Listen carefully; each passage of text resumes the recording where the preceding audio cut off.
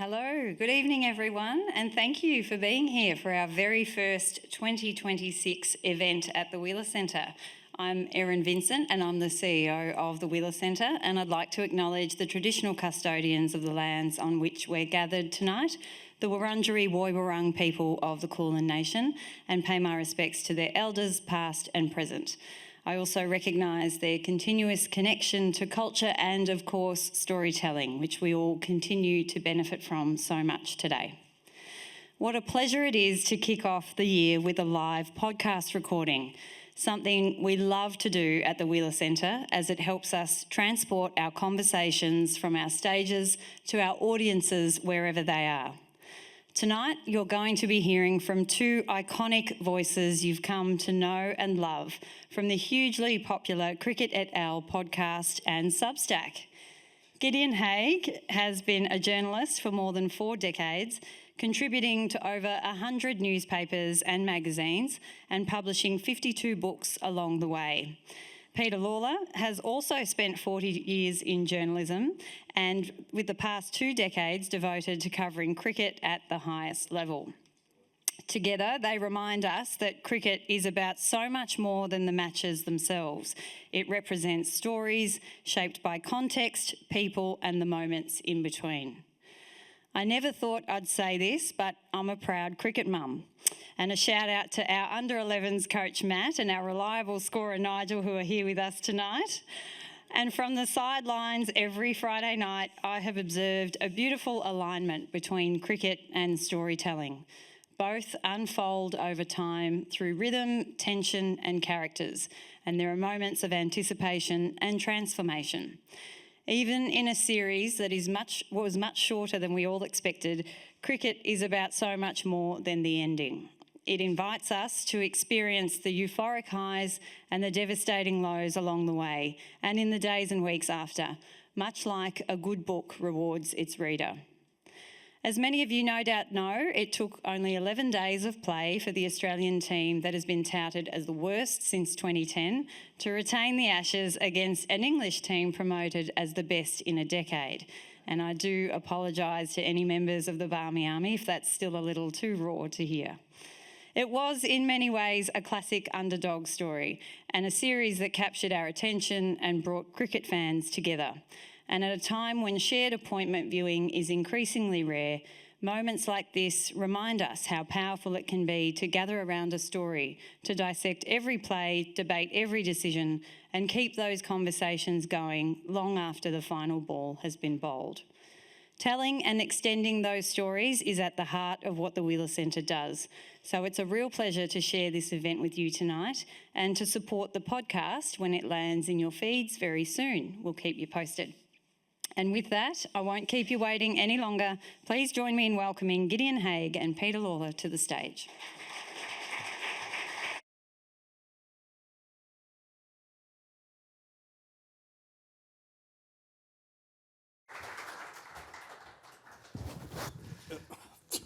It's Gideon Haigh over here.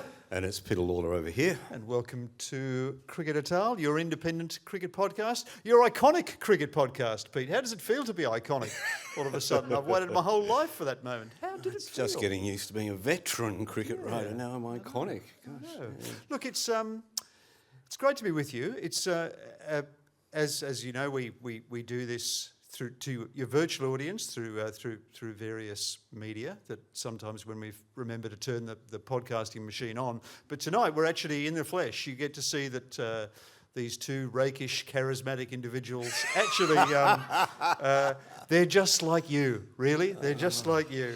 We're more than just a Saley live read. And Pete, it's a strange time of year. Do you find this? I'm feeling it's a time when the cricket season should still be on, but somehow it already feels over. Yeah. What happened?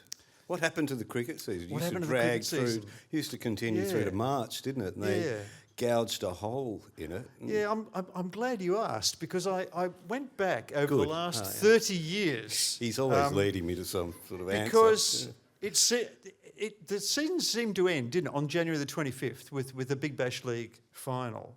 And I looked it up today. I thought it ended the first week of January, frankly. Yeah. After 11 days. Yeah. 20 years ago, at this time of year, the Tri-Series was still on. In 2007-8, the Tri-Series finished on the 4th of March, and in 2011-12, it ended as late as 8 March. So cricket's actually given up quite a lot of real estate in the calendar, hasn't it? In order, I guess, to meet its international commitments, which are in turn being squeezed by the encroachments of franchise cricket. How does cricket feel now? Does it feel as though we're still big, but the cricket got small?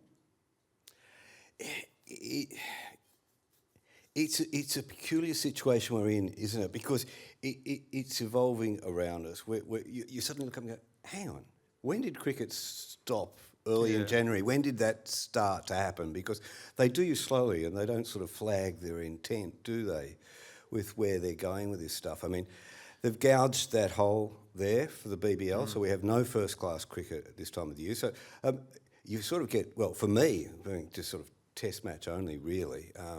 I get to the end of that of a test series, and you feel like you're getting off the end of one of those travelators in a airport. You sort of stumble around for a little while, and the BBL's going on. But we're going to lose more cricket, aren't we, in the future than we're losing now? Yes. I mean, they're coming for January. The T20 leagues are coming for January, and that's a terrifying sort of situation that's evolving.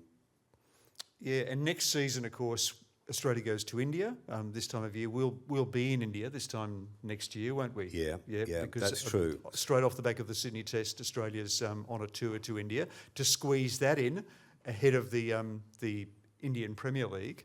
So, I mean, everything nowadays is up for grabs, apart from the 10 weeks of the year that the Indian Premier League takes up. Everyone else is kind of being jostled for position. Everyone's making room for their franchise cricket, aren't they? It happens in England in August now that all first-class cricket stops, so that the circus can come to town. Yeah. It happens in January in Australia, so the circus can come to town. So what are the implications of that, do you think? Does it mean that cricket's bandwidth in Australia is being narrowed by these commercial forces? How big is cricket now in Australia? Why are you asking me these questions? You've got the answers to them. I don't know the answers. I'm curious about what you might think. I think cricket's lost focus on its core values. I think it's lost its compass. I think it understands cost. It doesn't recognise value. It has an Test cricket is stronger now than it's ever been. It would be making more money in Australia. It's stronger than it's ever been. Okay. I can talk to my experiences here. It's stronger now than it's ever been. I mean, unfortunately, it lost a lot of money this summer because England couldn't play. They just didn't show up, and that had a terrible effect on the revenues of cricket. But Test match cricket is at the heart of everything we do. It gets bigger, it gets stronger, yet so attracted to the revenue streams from franchise cricket around the world, it's nibbling away at it. And I say that they're coming for January because there's no doubt in my mind that with this push to privatise the franchises, the franchises are going to come in and say, well, how do we add more value than we've got? Because they're going to come in, they're going to be paying about $100 million for 49% of a cricket team. A cricket team that makes that much. They say, well, what do they want to do? They want to increase their profits. How do they increase their profits? The only way to make the BBL better is to have Australian Test players playing in it. The only way Australian Test players can play in it is if you move the January and January Test, isn't it? And perhaps the Boxing Day Test. What do you think? Yeah. We got an insight today, didn't we, into the impact of this summer. I think some of you might have seen that Seven West Media brought out their half-yearly results, and they're down 2.1% on last year, and they're specifically blaming the shortness of the Test series this year, where we got 20 out of a potential 30 days. I mean, it's just as well, isn't it, that we're kind of halfway through that TV deal with Seven and Fox. We're halfway through it. It was a 7-year deal, so in some respects it was a conservative deal, and there's reason to be grateful for that. Well, is cricket going down the wrong path, trying to privatise the franchises? It's almost no point focusing in on asking that BBL? question because it's probably going to happen anyway. And it will Yeah. have pluses and it will have minuses. What are the pluses going to be? The pluses will be, I think, that I think private investment does lead to innovation, does lead to an improved outcome for the product because there's A newfangled people power people have a play, stake in it. more fireworks. Yeah. What? But we lose. But at the same time, we lose control over a game. We lose to some degree the sovereignty that we've come to take for granted. The franchise cricket, the BBL, has done some very good things and is a very good product, isn't it? I mean, they've created something from nothing. They have moved away from their reliance on bilateral cricket for income, revenue, whatever that word, you know that stuff better than me. But they've created a beast, haven't they? Well, the important thing was creating something to sell, wasn't it? Yes. Yeah. Yeah. Yep. And from the very early days, I remember, you know, you'd see it in pubs in India. You know, that Yes. was Yeah. the very first version of it Yeah. when it was a state-based competition. So we've had an Ashes summer this year. Traditionally, Australian cricket does extremely well in Ashes summers. Participation rates always rise. Public interest rates tend to rise. There's a vibe around the summer. What sort of vibe did we get around this summer, Pete?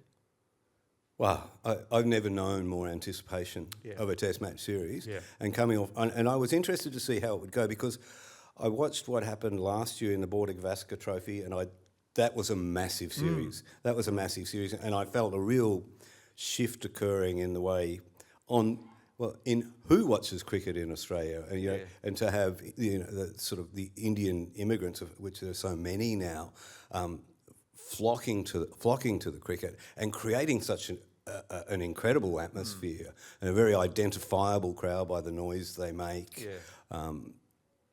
by the enthusiasm with which they follow their teams. And I think I'm going to watch. I reckon it's going to be an interesting social study because at the moment you go to Adelaide, and the public half of the ground is Indian, and the members section is free settlers. But I'm wondering when they'll actually get around there, when the real integration will happen. Yeah, my partner went to her first Test match in the Border Gavaskar Trophy, and she said, this is great. How long's this been going on? Absolutely brilliant. So that went up a notch, and I thought, well, they've really thrown the gauntlet down to the Ashes, and the Ashes went up, and the Ashes met the challenge. So Janine had third-day tickets for Perth. She was really looking forward to it. A few people did, didn't they? She got a great refund, though. Well, we were sold a lie, weren't we? There was no truth in advertising. We were all very excited about this Bazball thing coming to town. We were. And finally, England, who'd won one Test 14 years ago in Australia. I mean that does tell you something, doesn't it? I mean, Australia should win Ashes series in Australia. That's the verdict of history from a very big sample size. But I think most Australian cricket fans would have been a bit nervous going into this summer. I thought that England were a chance. Did you think they were a chance going into the summer? Not really. No, I thought 4-1. 4-1. I'm amazed that I was actually right because I'm so seldom right about these things. But I do think that the World Test Championship has consolidated home ground advantage. What I didn't see was the proliferation of injuries that was going to cut Australia to basically a second string attack. And I think it's amazing that Australia did as well as they did, all things considered. England were actually really lucky this summer in lots of ways. They didn't have significant injuries. They basically didn't really have to change their top six until at the very end when they included Bethel belatedly at the expense of Pope. They actually enjoyed all sorts of advantages this summer, and they did terrifically well up to lunch on the second day in Perth, and from that point the arc of history bent towards Australia. But things really couldn't have gone better for England, and the luck that they had, they didn't really deserve. Yeah, and I don't know, sitting there at lunchtime on day two of the first Test in Perth, England were 110 in front. Yep. They had 9 wickets in the bag. I was on Channel 7 and I was trying to get in. Everyone was writing Australia off. I was just trying to get in. Anything can happen in cricket, but there wasn't enough time to get in it, to get it out there. But I didn't really believe it would happen. Yeah, right. Everything changed in 1 hour and probably changed the tone of the whole series. But I don't think I've seen a team disappoint so greatly as England in this series. I mean, Yeah. I was angry at them for not showing up, for not playing better cricket. And I was angry at them because I thought that they didn't show enough respect to cricket. Yeah. And I think that's what bit them on the arse, really. I think Baz McCallum thought he'd found the magic formula to cricket, which happened when he basically, it happened in that game that he played when Philip Hughes was killed, didn't it? And he said, I went out there, I didn't care about cricket, I scored 200 runs, I was that's clearly the key to being very good at cricket. But it's not. It's clearly not. If you need more than just talent to win cricket games. Maybe you can win T20 games with talent. Maybe you can win one-day games with talent. But I don't think it's enough to win a test match when it's drawn over 4 innings. No, I think it sort of dawned on me that when I went out to Lilac Hill and saw the England preparations, and it was almost a village green out there, and I just walked away from it thinking, like Logan Roy, these just aren't serious people. They did. Yeah. I do know that there were calls made from nobody official, but the old boys network of Australian cricket had rung the WACA and said, you do not let England onto the WACA to prepare for this series, because they were still upset that India had prepared on the WACA the year before and won the opening test match. So that's not going to happen this year. They get the worst possible preparation, but they didn't seem too concerned with their preparation anyway, did they? So what were the highlights for Australia this summer? There were so many, weren't there? As in, I think you saw, for mine, Alex Carey. Yeah. I think we saw the arrival of, perhaps one of the great wicket keepers. Yes. And I don't think we knew that. I don't think we knew that Alex Carey was that good. I remember when Alex Carey, because I don't know obviously everyone knows that Alex Carey was the captain of GWS and was sacked by Kevin Sheedy the year that they actually played their first AFL game and told to go and get a job as a plumber. Thank God he went and got a job as a wicketkeeper or went back to cricket. And in that first summer when I think he took 99 catches, didn't he? Yeah. But everyone said, he's good at catching the ball, but he's not a wicketkeeper. What he did in that test match and the way he worked with the bowlers, with Nisa and Boland by standing up to the stumps, you cannot underestimate the skill that took. I mean, you can stand up there and stop the ball, but you can't. I mean, there was poetry to the way he was keeping. Not only that, you can do that with an attack that good, that precise. I mean, Jamie Smith couldn't have stood up to Bryden Cass. But this is no. But this is a skill. This is a skill set you can't train for. Because you cannot go into the nets and keep up, not even to a medium-pace bowler. No. You are going to get killed if you go into the nets and do something like that. So I remember talking to this, because he seems so sweet and polite and innocent, doesn't he, Alex Carey? And he is. I mean, Woolworths have identified that. He sells their vegetables. But so does Steve Smith. Steve Smith says he's absolutely fearless. Like, they watch him go up there and he doesn't flinch. I mean, he's an extremely brave individual. We've got a young keeper playing in my team at the Arrows at the moment, Stebo. He's a young Englishman and he stands up to the medium paces. And I can't tell you how it lifts a field and how it gets into a batter's head. Well, you could tell me, couldn't you? Because you still try and bat. Do they ever do that to you? If they come up? Yeah. You're thinking about it. You're always thinking about it, The leash is shorter, isn't it? You're on a short leash as a batter, and it makes a big difference. And those catches he took, and the runs that he makes as well, So for me, that was the most exciting thing of the summer. Yourself?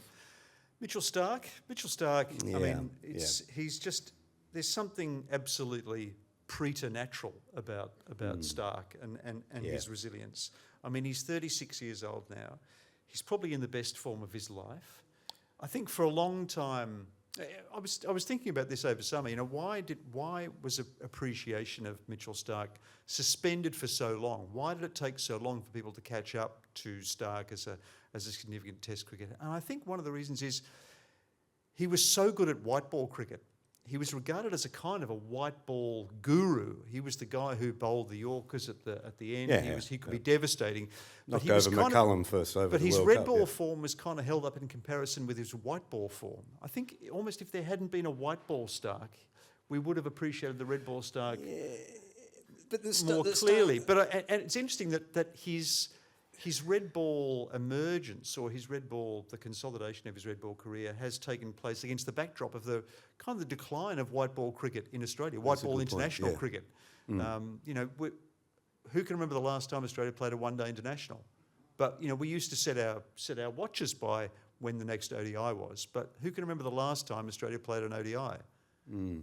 Yeah, Stark's become a much better bowler in the last few years. I mean, it's all around, and I suspect that part of that's the expectation of his role in the team, because if it's not swinging, get him off. He can bowl nose and toes. He can't do much else, and he did what was asked of him. And he was very slow to realise that perhaps he needed to pick up the same skill set as his two best mates, Hazelwood and Cummins, which is that wobble seam delivery, which has changed everything for him. I mean, and his endurance, his physical strength, and his attention to detail. And this is a guy who's skipped IPLs for years.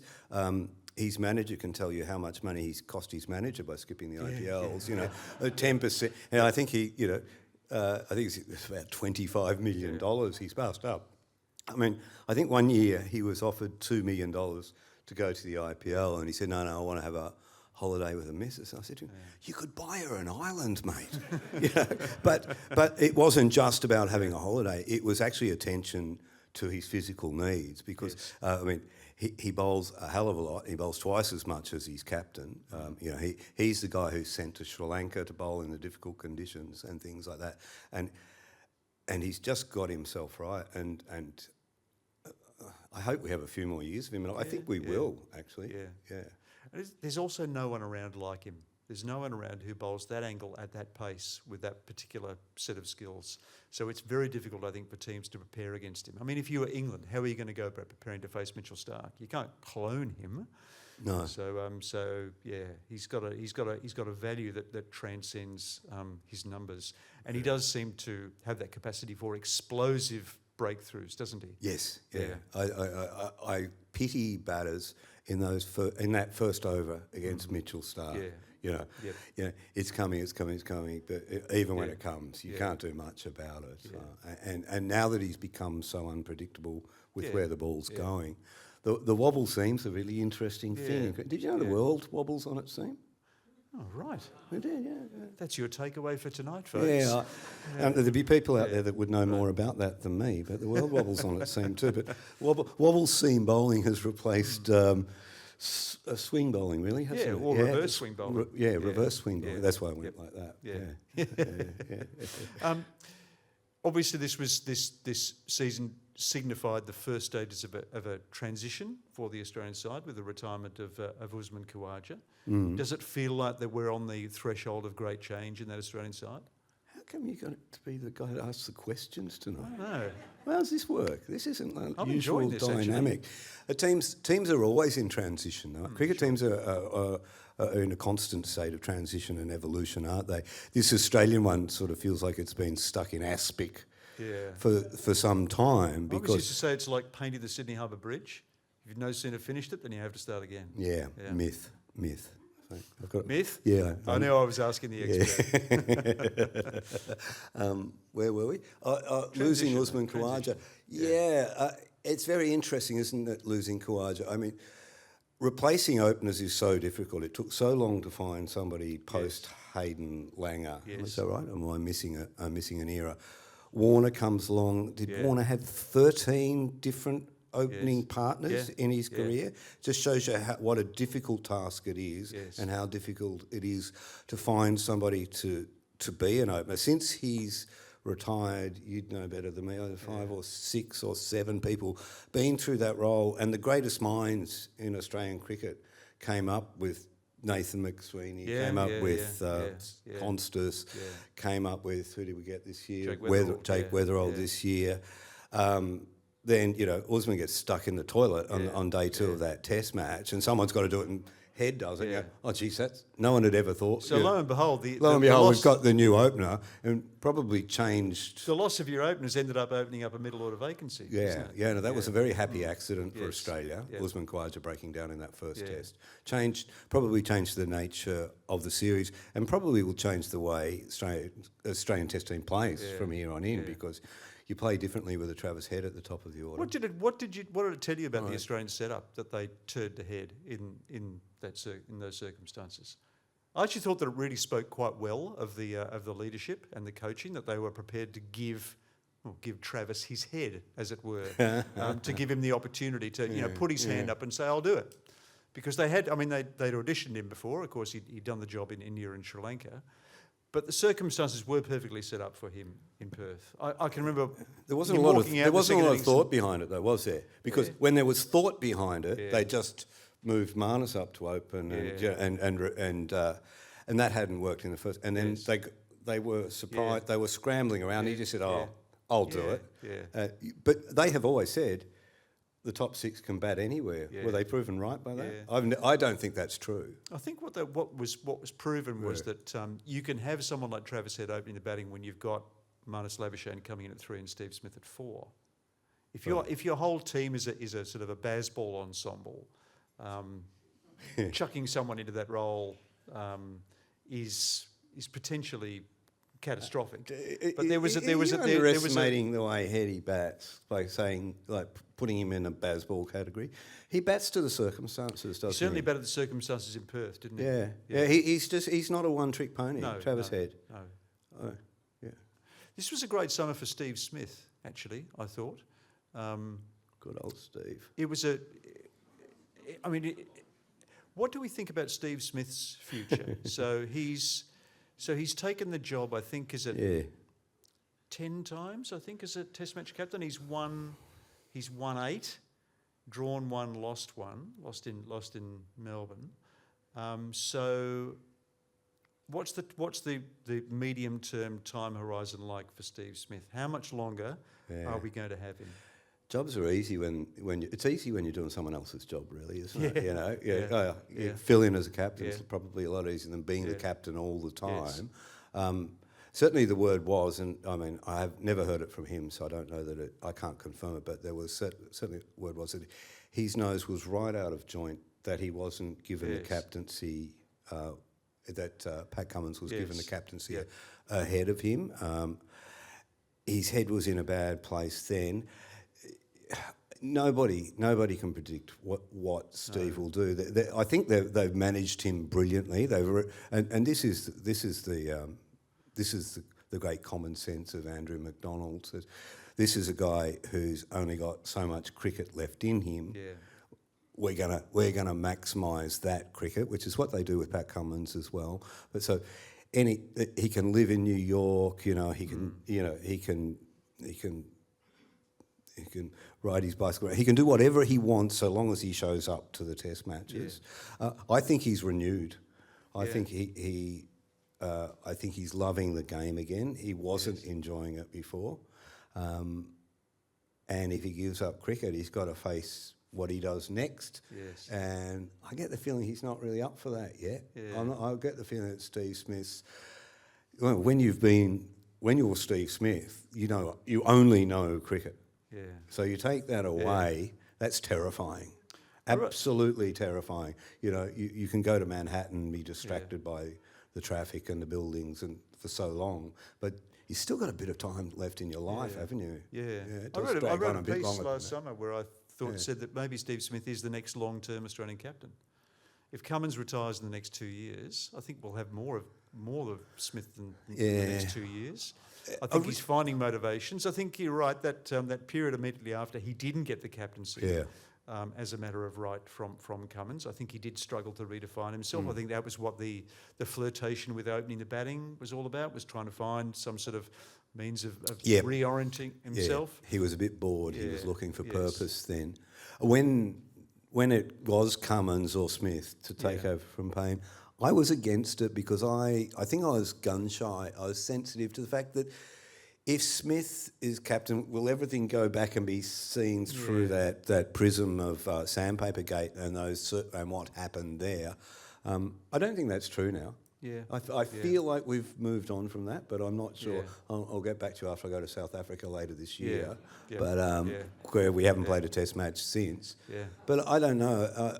You guys might have some indication of that. But I think everyone's kind of forgiven Steve Smith for what happened, and I think it's kind of something we don't really want to talk about anymore. I'm not sure. Am I wrong? I don't know.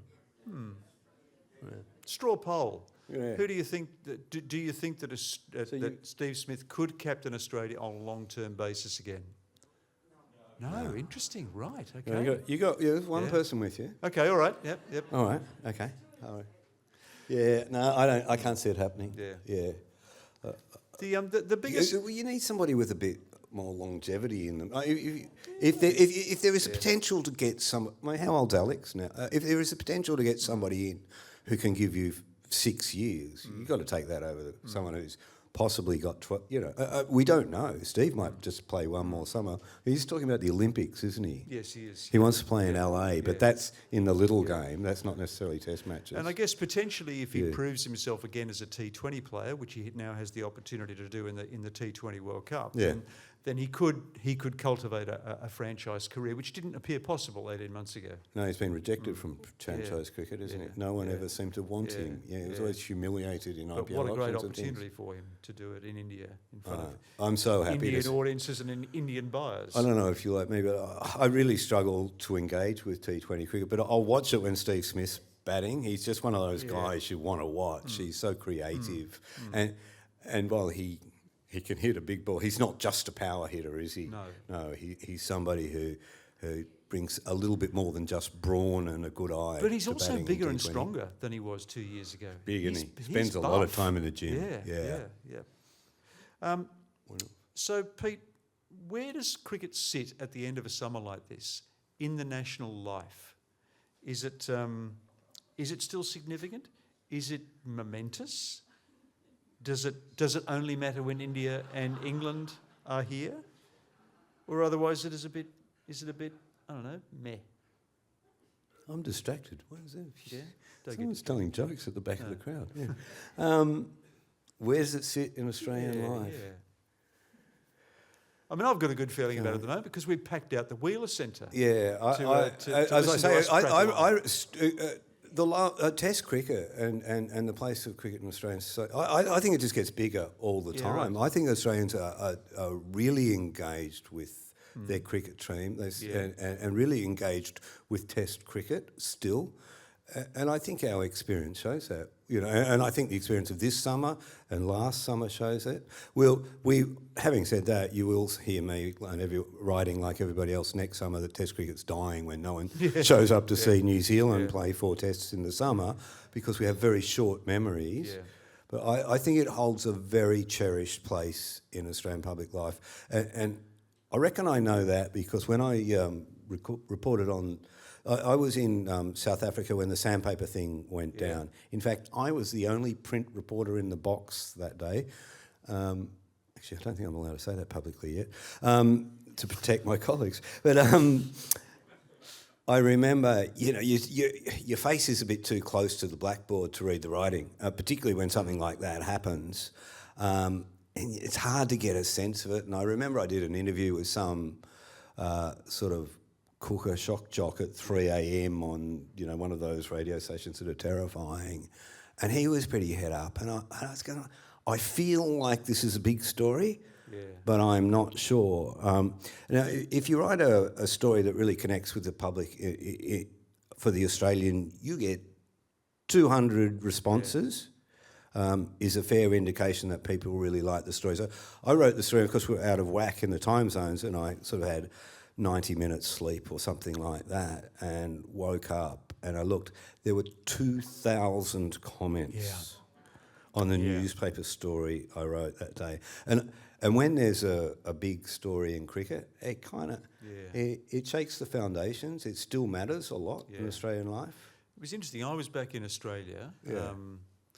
I'd gone to talk at a cricket club out in the bush, and my mate and I, whose couch I was sleeping on, we were was sitting up before watching you were it. an icon We were of watching it, the yeah, cricket, yeah. and we saw Bancroft stick the sandpaper down his strides, and we both looked at each other and went, "Geez, what's all that about?" Well, we're going to hear more about that. And we went to bed, and the next thing I knew was my girlfriend rang me in the morning and said, "He's got to resign, doesn't he?" I went, What? Steve Smith's got to resign? No, he won't have to resign. There are protocols for this. The game has means of dealing with ball tampering. This will blow over. How much did I know? Yeah. But what I hadn't seen at that stage was the press conference where Smith and Bancroft had clearly been economical with the truth, and it was not so much it was the offence, but it was also the Australian team's impenitence in the aftermath of it. They were confused by the backlash. They bridled in the face of criticism, and it was a case, I think, where the time zone was interesting in that story because it was a little bit late for the morning editions of the newspapers. So in some senses, I think the story galloped ahead. In the day, It galloped ahead on social media, and we were playing catch up in the press box. We were catching up with the national mood. Where do you? Australia felt. I thought it was really interesting because Australia trust was broken. Yes. I think Australia had put up with a lot of shit from that cricket team, and I'd never covered a cricket tour that was as ugly as that tour. I kept referring to bin fires. And you'll recall the run out of AB de Villiers where David Warner was screaming at him, and then Nathan Lyon dropped the ball on the prone batter. It was the Rabada shoulder brush with Smith. And there was the fight in the stairwell. And I could hear in commentary both teams accusing each other of ball tampering in the first test and wrote it at the time. And I think Australia was willing to put up with that to a degree, although I reckon they're just starting to go, you know what, this is really turning us off. We don't like to see our cricket played like that. And I remember having a go at David Warner about it at one point, and he's changed his tune since. He says, they only remember you for the runs you made and the games you win. And I thought that's very naive. That was very naive, and he learned a lesson about that post that match. So where's the team now, Pete? But just to finish my point, I think we put up with them when they say we play hard but fair. But hey, that wasn't fair, and Australia were very upset. Australia was very upset by them. So has this team re-endeared itself to the Australian public? Yeah. It was a very important moment, I reckon, for Australian cricket. I think it was a very confronting moment for the cricket team. Yeah. They were they had lost sight of, they'd lost their moral compass, you might say, and they'd lost sight of what Australia expected from them. Now, that was 7 years ago, and I think that goes to how, get back to what an important part cricket plays in Australian life. I mean, where do you think we sit with cricket in Australian life at the moment? I think there's, as far as the Australian team's concerned, I think they're going okay. I think they've maybe drifted back into some bad old habits in the last 18 months or so. The team feels a little bit cut off at the moment. The team feels a little bit insular and inward-looking and clannish. Now, the best teams have a degree of kind of esprit de corps and a kind of a us against the world mentality. But I did think that there was a bad sign in that last Test match where the players pushed back at criticism from Stuart Clark in the commentary box and refused to give an interview to the ABC at the end of the day's play. Now that seems to have come from the players, sort of saying, we're not going to put up with that. We're going to fend off criticism. Touch all. I don't think that really moves the dial with the general public. Maybe. The general public's. They've got Travis Head, mate. They identify with the team. I do. Travis Heads. Maybe. But I do feel they seem a little bit more remote than they did even 2 years ago. If any of you watched the 3 series of the Test, that Fly on the Wall documentary series that was made under the auspices of Cricket Australia through Amazon. I think they did a great job of kind of reintroducing the team to the public, creating characters, creating narrative, humanising them. I just think they've kind of given up on that over the last couple of years. And there was something bemusing this summer, wasn't there, about the fact that Pat Cummins was visible in every single ad break, and we got 4.5 days of cricket out of him in the whole summer. Well, Sam Constas was in a lot of the ads he too, was mate. too, Come on. yeah. You remember Sam Constas? Yeah. Pat was overexposed by comparison, wasn't he? He was, yeah. I still think that they're a very identifiable team. Yeah, they are, and, sure. I mean, sure. you know, they're blessed to have a character like Travis Head in among them, who's so good and just sort of fills that gap that Doug Walters had, that the Rod Marshes had, that those people had in Australian cricket. A lovable larrikin kind of So thing. do we care about the T20 World Cup, and do we care how Australia's going to do? Right, okay, that question answers itself. The most interesting thing about World Cups is the geopolitics. I think, for me, it's much more interesting than how far somebody's hitting a bloody cricket ball. It is peculiar, isn't it? It's been a strange last 10 days with this foie d'oeuvre between India and Pakistan and Bangladesh. In some respects, it was kind of, we were always coming to this point, were we? It's, I think, not for 15 years has an ICC event not had India and Pakistan in the same group. It's clear that it's kind of the, we've sort of monetised their ongoing sort of diplomatic enmities. And we were always going to get to a certain point where one or other of them did not want to go ahead and play. It could have been India. It ends up being Pakistan. But $250 million that game's million, worth, that clash is worth. Yeah. It's a lot of money, isn't it? It's going to be an amazing game on Sunday, isn't it? You wouldn't want to be the guy that drops the crucial catch, or who bowls the loose final over.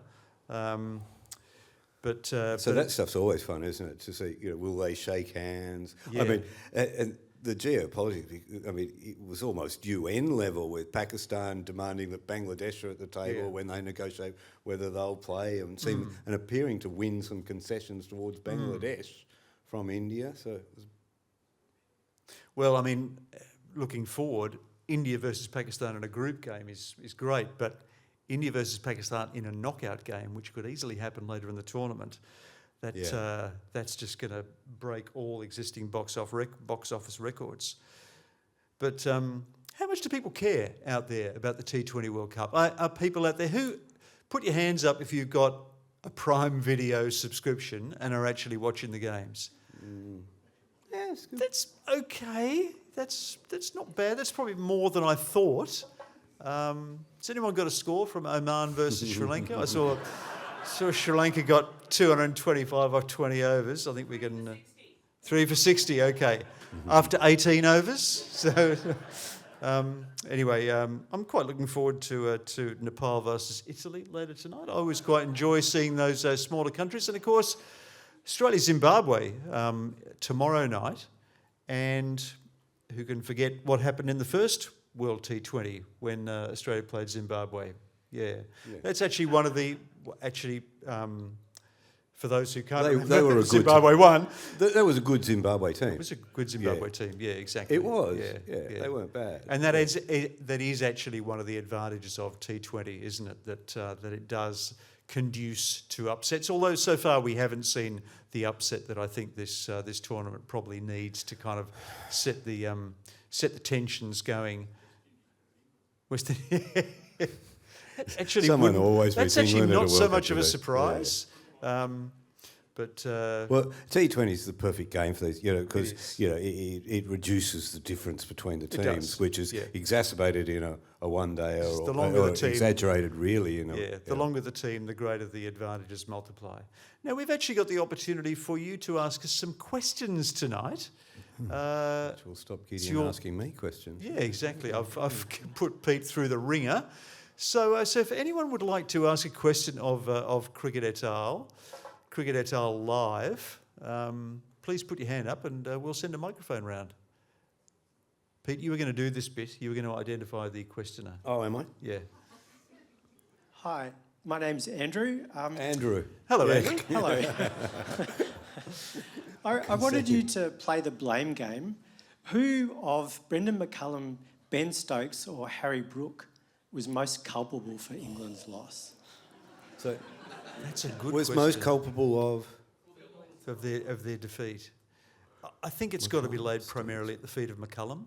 McCullum's kind of the ideologist in that England setup. You haven't mentioned Rob Key, of course. Rob Key, of course, was the guy who was taking his advice from McCullum and going along with McCullum's brainwaves. I think that you did see a rift form between McCullum and Stokes midway through the tour.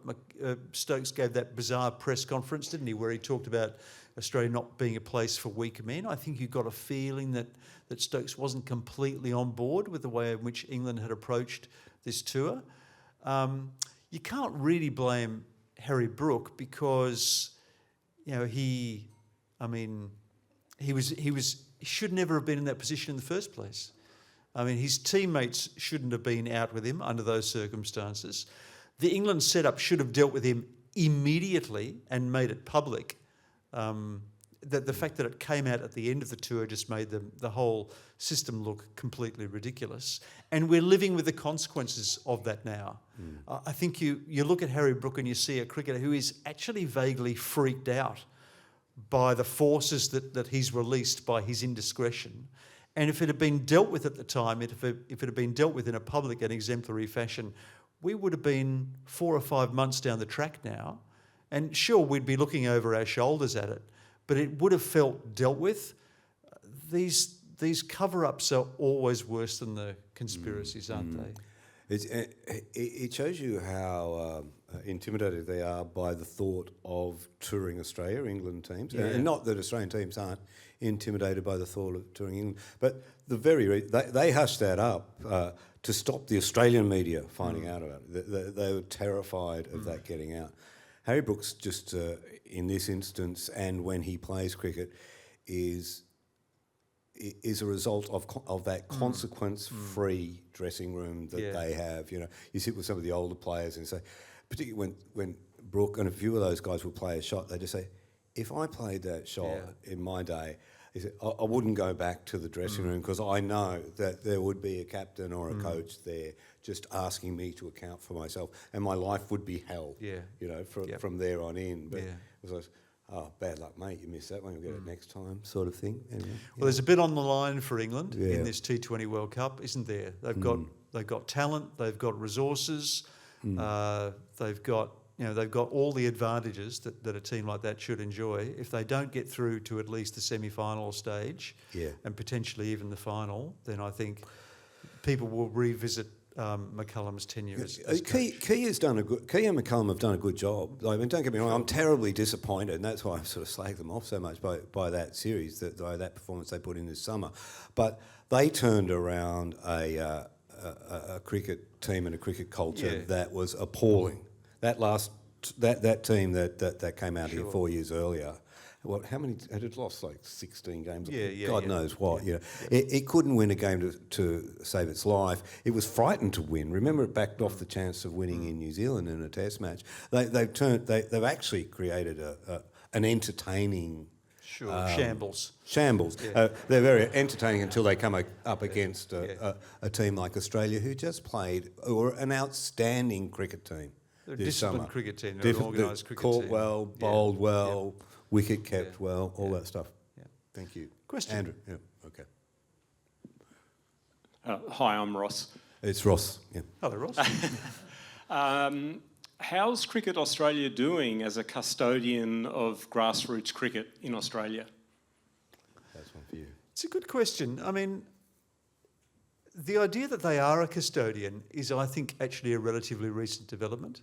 I don't think 20 years ago I thought of Cricket Australia as being a custodian of grassroots cricket. I thought grassroots cricket looked after itself pretty much. I mean, it's not like we exist on handouts from Cricket Australia. I don't look to Jolimont for guidance. Cricket clubs at grassroots level are run pretty much the same way as they have always been run. In some senses, the expectation that they support grassroots cricket has come about because of the hugely enhanced revenues and people wondering where that money is going. But in the 1990s, no one thought about, I need a new pair of pads. What's Cricket Australia doing for me? I think that their responsibilities extend to creating, an attractive international team, a team that makes Australians feel good about their game. I think it that goes to protecting the core values of Australian cricket, and when those values are violated, that is felt all the way down at grassroots level. People felt very strongly at participation level about what happened at Sandpapergate. It will be interesting to see when they come to making a decision about private investment in the game, as to how much they talk about doing it in the name of the fans, and that will be completely bogus, frankly. They're doing it in the name of the exchequer, not because it conduces to a better lot for the kind of cricket that I play at the weekend. The fans made us do it is a bullshit argument that you will hear now and again from people in positions like that. Really what they're after is profit maximisation, and the game's welfare at grassroots level is completely secondary to that. They're doing well enough, but frankly, what Cricket Australia doesn't make much of a difference to me in my sort of daily experience of the game. Perhaps the growth of women's cricket contradicts that. That's probably true, actually. That's a fair enough comment. Cricket Australia has sort of set itself up to engineer some outcomes and feels some responsibilities that the game should look like the country that it's played in, and hence, the focus on some sort of the sort of Asian leagues and trying to bring them into the fold, and bring migrant cricketers into the fold. And the work that they've done with female cricket's been outstanding. But you only do it when there's money there to do it with, don't you? Actually, that's an interesting question. What does the Australian team look like now without Usman Khawaja in it? Yeah, I mean, does it look a bit white bread? Does it look a bit Shaney and Mitchie? Yeah. There's Scotty Boland. Yeah. So who's the next player of South Asian heritage who can kind of change that up a bit? There's a couple coming through in the 19s and things like that. Yeah. I think they are about, there's the Gurinder Sanders and of those sorts of people who are out there now. Gurinder Sanders is getting on now, but but there are a couple of South through, Asian players in the under-19 Australian team. Actually, not quite as many as I would have thought, because I think that it's pretty standard to say that at participation level these days, about a third of the players are South Asian. That's certainly my sort of weekend experience of it. That's not reflecting itself in the Australian team, or the Australian teams, and I would have expected that to change a bit more by now. That change comes slowly, though, doesn't it? Sort of it's generational change too, isn't it? Yeah. Questions? I did hear a report during that winter out at Harris Farm, whatever it's called. One's a supermarket, one's a suburb. I'm talking about the suburb. I don't know which one's which. That they're training in the nets all winter out there. Indian dads in there with with their daughters and their sons and their private coaches. Tell you what, no one's in a cricket net in Marrickville in the inner west in winter. So it's coming. It's coming. Question? Hi, Peter here. Hi. Yeah. Hi, Peter. Thank you. Is this a question for Peter? No. Excellent. So I think I grew up where the tri-series, the one-day series was sort of, you couldn't see it going away. It went away. You guys are sort of alluding to, various test matches. Nothing is sacred, it seems, anymore. And then I heard, listened to sort of Todd Greenberg on The Great Cricketer, and he sounded like a bloke who was, very open to the disappearance of Boxing Day and New Year's Day tests. And I guess, specifically, do you think we should be worried about that, and sort of on what time frame? Bloody oath. I think you should be very concerned, particularly that January test. As I was saying earlier, once those carpetbaggers come in and put their money into the Big Bash, How do you improve the Big Bash? The only way to improve the Big Bash is to get your best players playing in it. It's not by attract. I mean, international players will bring some cachet to it. It's unlikely that Indian players will play here, or that would change it. But if the Big Bash has got Travis Head and Steve Smith and Pat Cummins and all those guys from the get-go, the Big Bash gets better. That'll come, and you know, he says, "Oh, those." You hear him say those tests are locked in, but they're not locked in for that long. No. And he says, "Oh no, they won't change the names because there's established brands here." I don't know, in 20 In their years. favour is that they make money, and as Pete was saying earlier, they're bigger than ever. You know, it would be a foolish administration that bit off its own arm by cancelling those test matches. They'd come and say, you know, if like I think we are a red ball cricket culture in this country, and that's a great thing. We've given white ball cricket every opportunity to usurp red ball cricket, and it hasn't actually happened.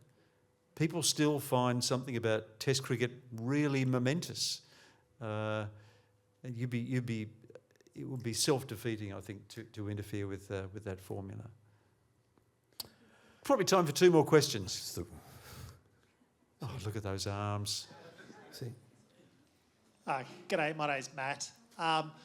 Just wondering, some of the themes that you started talking about at the start of the show about the pressure between the commercial interests and what I would call the public good kind of foundations of the game, whether it's Test cricket or domestic cricket, and thinking about relating that to your experience as a journalist and what's happening in news media, as well as some of the changes that's happened in arts and culture as well, where commercial interests are going, gangbusters at the expense of some of those more foundational forms of art that rely on government funding, like theatre or the opera or the such. Do you find parallels in the experience of cricket and those other forms of expression? And I just wonder if you could provide your insights on that. Well, actually, the mainstream media is actually not going all that well. Mainstream media is probably dying by degrees. It's certainly not the healthy, hearty, robust industry that Pete and I began our careers in. In some respects, it's been undermined in ways that a number of cultural industries have been undermined as well. Pete, you were going to say? Yeah. No, I'm listening to that. Yeah. It has. I mean, the broadcast side of cricket is really good now. I would have thought. I mean, if you recall in the day, and they were very good at it. But when we had Channel 9 and the ABC covering cricket, it was a pretty simple affair. We now have, for better or worse, 3 radio stations covering the cricket, and I think that's outstanding. I particularly like the fact that somebody like Triple M covers the cricket and sort of talks to a different demographic, talks in a different way about the cricket than perhaps it's always been talked about. It's not necessarily for me, the way that it's done. It's not my cup of tea, but and it's not designed for people like me. But I think that's great.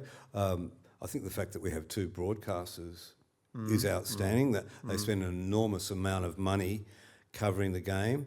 But from our world, the newspaper world, it's getting harder and harder. They're hanging on. But I wrote the other day, there were tours there where we would have 4 or 5 of us from the Australian on tour writing at a test match. In my last years at the Australian, it was me once you left. Yeah. It was just me, last bloke at the party. When I did the Ashes series in 2005 for The Guardian, we had 8 writers at the test matches every day. We used to call ourselves the G8. Yeah. And the amazing thing about that series was that there was enough for everyone to write about. It's just the most amazing writing experience of my life.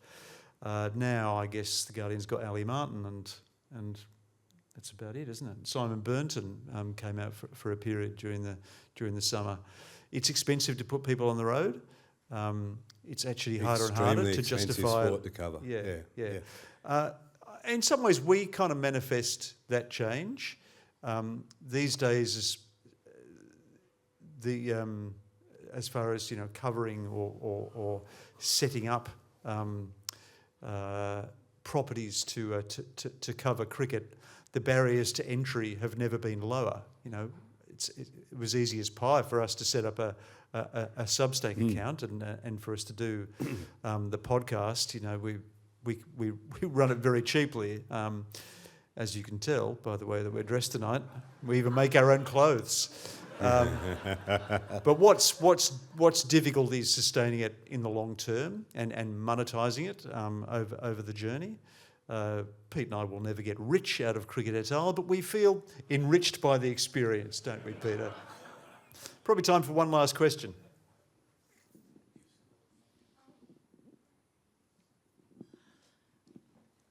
Good evening. Good. Yes, a woman. Yeah, thank you. Thanks for coming. I was really sad that no spinner was picked for the Sydney Test. Great question. The decline of Yep. Sydney's Yeah. pitch as a spinning Yes. pitch. Yep. It was always a treat at the end of the summer of Yes. Test cricket to have that different pitch Yeah. there. And, you know, we get slated, oh, Australia can't play spin. Well, what hope have we got if we Yeah. don't even have one We ground don't that's even doing pick one. Yeah. Yep. Yeah.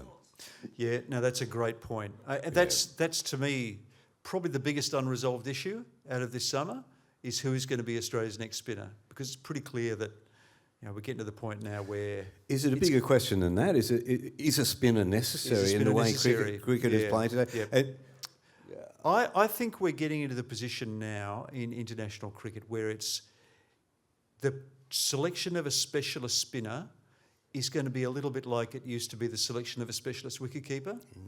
Yeah. The spinner is going to be expected to do something else. They're going to be expected to bat. They're going to be expected to field. In some ways, India's kind of shown the way. All the Indian spinners can bat.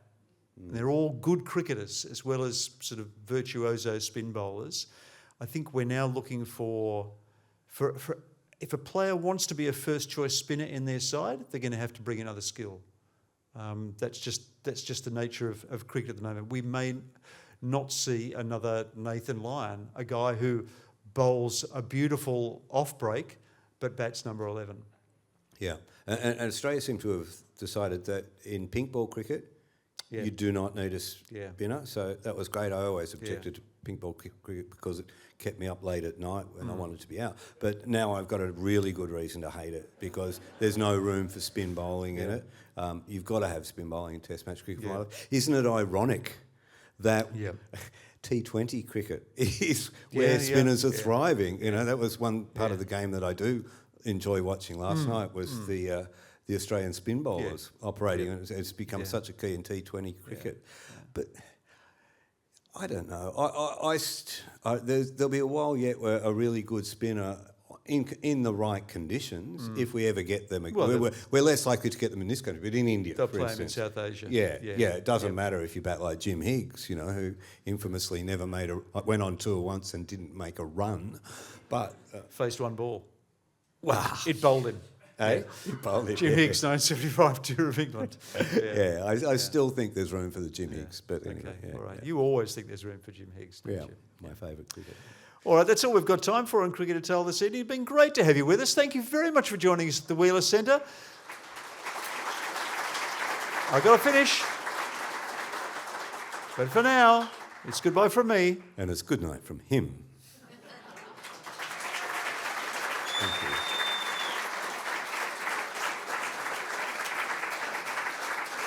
Oh, good one.